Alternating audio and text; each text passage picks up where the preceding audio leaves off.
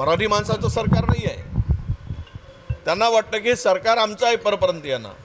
त्या ठिकाणी पोलिसांनी बळाचा वापर करून लोकांना जीव जाईस्तोवर लहान मुलापासून महिलापर्यंत बदडून काढण्याचं काम केलं, जखमी केलं आहे। आता असं आहे, सत्तेची गरमी, सत्तेची उर्मी, तोंडातून वाटेल ते बडबड करायला लागतं। माणूस जिंकला की उर्मट होतो। तुम्ही त्या पलीकडे जाऊन सांगतो की मराठी माणूस महाराष्ट्रामध्ये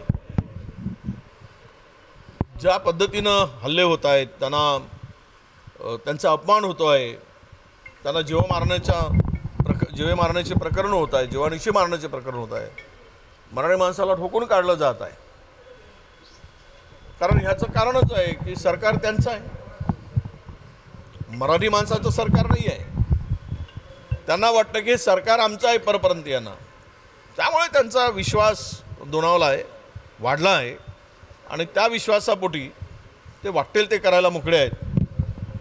उद्या घरात घुसून मारणं सुरू आहे, घरातमध्ये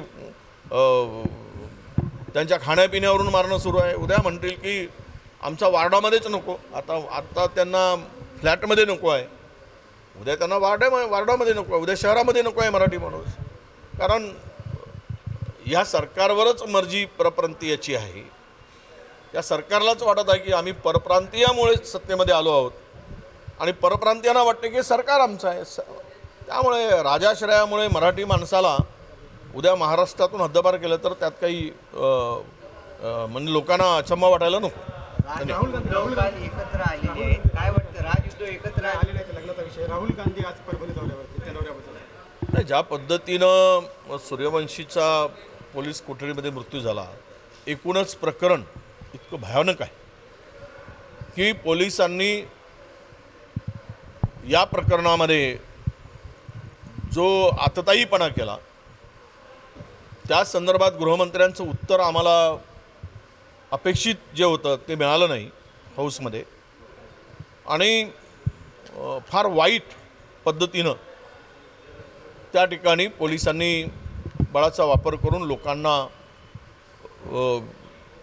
जीव जाईस्तोवर लहान मुलापासून महिलापर्यंत बदडून काढण्याचं काम केलं, जखमी केलं आहे। उचलून त्या कोम्बिंग ऑपरेशनच्या नावाखाली ते कितीही म्हणू देत, कोम्बिंग ऑपरेशन झालं नाही। ज्यावेळेस या सूर्यवंशीला मल्टिपल इंजुरी म्हणून आपला डॉक्टरांचा रिपोर्ट येतो, CS रिपोर्ट येतो, त्यावेळेस काय त्याला वळ म्हणजे काही सिनेमामध्ये मारतात तशा रेगा मारल्या होत्या काय? त्याच्यावरून दिलेला रिपोर्ट आहे काय? सिनेमामध्ये वळ दाखवतात ना, काय चाललं आहे राज्यामध्ये?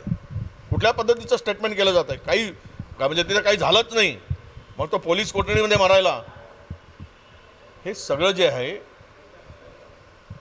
या राज्यामध्ये ज्यांची ज्या पद्धतीची नीती आहे किंवा तो काम करण्याची पद्धत आहे किंवा त्यांचा जो आयडिओलॉजी आहे त्यामध्ये हा दलित, आदिवासी, मागासवर्गीय कुठेच नसतो। त्यांनी आवाज करायचा नाही, आवाज केलं तर घरातून काढू, मारू आणि मारलं तरी आम्ही 5-10 लाख रुपये देऊ, सात्वन करू, याच्या पलीकडे तुम्ही बोलायचं नाही। या विचाराने जर सरकार वागत असेल तर सरकारचा आतताईपणा आहे, सरकारची ही मानसिकता मला वाटतं की विकृत आहे, असा माझा स्पष्ट आरोप आहे। आणि यामुळं राहुलजी उद्या तिथे भेटून त्या कुटुंबाचं सात्वन केल्यानंतर पुढची या संदर्भात सरकारच्या भूमिकेच्या संदर्भात आणि जे पोलिसांनी केलेलं जे काही तिकडे लोकांना ज्या पद्धतीनं लोकांना मारहाण केली, तर यावर आमचं पुढची दिशा आम्ही ठरवणार। शेवटचा प्रश्न आहे, राहुल गांधीचा जो आजचा दौरा आहे परभणीचा, तर त्यावरती टीका करताना बावनकुळे असं म्हणाले की नौटंकी राहुल गांधी। आता असं आहे, सत्तेची गरमी, सत्तेची उर्मी, तोंडातून वाटेल ते बडबड करायला लागतं। माणूस जिंकला की उर्मट होतो, हा त्याचा परिणाम आहे। एखादा दलित कुटुंबातील व्यक्तींचा पोलीस कोठडीत मृत्यू होतो, ते कशामुळे आंदोलन होतं की ज्यामध्ये संविधानाचा शिल्प तोडला जातो, तिथून झालेलं ते आंदोलन। परंतु ज्या पद्धतीने ते प्रकरण सगळं हाताळलं गेलं आणि त्यातून जे काही आजची स्थिती उद्भवली, तर हे लपून नाही आहे, महाराष्ट्र सगळा बघतो आहे। अशा वेळेस बावनकुळेजींनी आमचा सल्ला आहे त्यांना की कुठल्याही नेत्याविरुद्ध बोलताना शब्द जरा जपून बोलावेत सगळ्यांच्याच बरोबर आम्हाला बोलता येईल, मग सगळे बाकीच्यांची नौटंकी पण आम्हाला काढता येईल. पण ते न करता आपण जर एखादी घटना होते आहे त्या ठिकाणी जातात. आता अशी 100 उदाहरण देता येईल की जिथे मारहाण झाली आणि बावनकुळेजी पोहोचलेत, देवेंद्रजी पोहोचलेत.